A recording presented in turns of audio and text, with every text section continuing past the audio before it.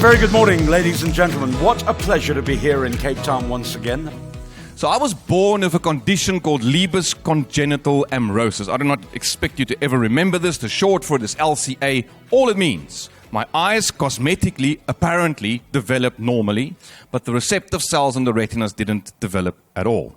But after some research that morning, I discovered that only just one out of 80,000 kids are born with LCA.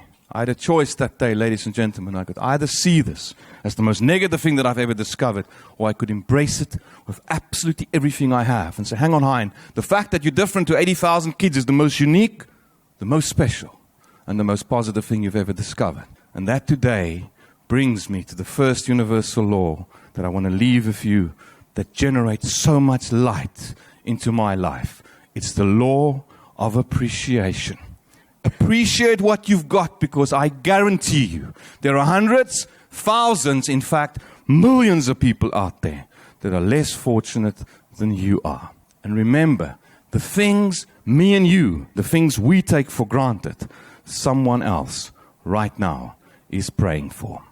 And generally speaking, when we earn more money, you spend more money. I mean, I'd watched my old man in his life, and as he earned more money, we started out with a Citroen, and we ended up at a Jaguar. But this is like his income curve. It just kind of went like that with his expenses. What you really should be doing is taking your income like that, and your expenses should be staying flat. Because this creates your margin for taking risk. And you can only follow opportunities in life if you've got a margin for taking risk. You know, I've always thought, what do I have to tell? What do I have to say?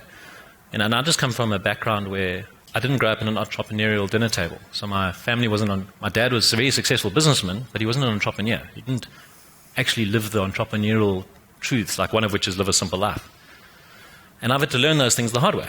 So nowadays, I just think to myself, I've reflected and learned through experience a whole lot of lessons about how to be an entrepreneur. And if you want to hear about those lessons, I'll tell you about them. Over the last few years, a topic has just been emerging as becoming more and more and more important. And that's this issue of diversity. Many people think that what we're looking for when we try and create diversity in organizations is variety, the checkbox mindset. This is like having a zoo. You walk around the zoo and you tick off, yes, we have a giraffe, elephant, fantastic. Need to get a polar bear in here sometime soon. And what we're looking for is variety. We want enough of everything so that people who walk through it say, good job, this is a great zoo.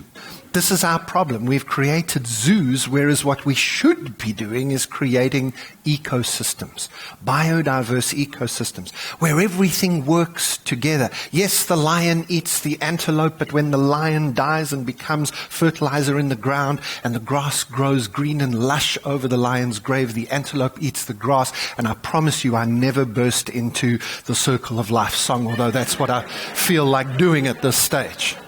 The downside of these VW combis, as you'll see, is that as hipster cool as they are, and VW stands for Vos, of course, is that those Volkswagens used to brake because they're from 1946. They brake even when they're standing still.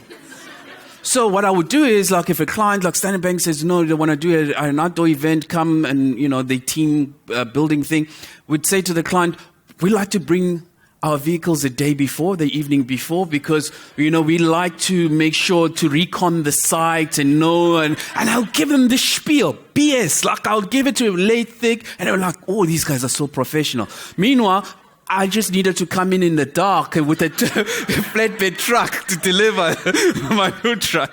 And the next day, after they had one or two dops, it didn't really matter. We need to get people as excited about going to the event by changing the event as we possibly can. So many of our speakers now offer what we call these interventions. So there's no need for just straightforward motivational feel. There's an involvement that says, how do we engage you? How do we make your conference the start of the process, not the end of the process? Why not use the guest speakers that you hire from USB to put video messaging together for you, which in a week's time you can send to the delegates to remind them of the key points? So from interventions to television to workshopping to doing things differently, thinking, better conferencing. That's what I want you to challenge the USB people with. Let us bring you through USB our best expertise and literally help you build a better conference. Well, we're looking for a reputable company who can provide us with quality speakers and basically just someone who will make our lives easier. USB has always been one of those collar and tie organizations where you can go to and you're going to get professional services. They look at your brief, they get it down to a T, they make sure that they're going to give you the right speakers for your events.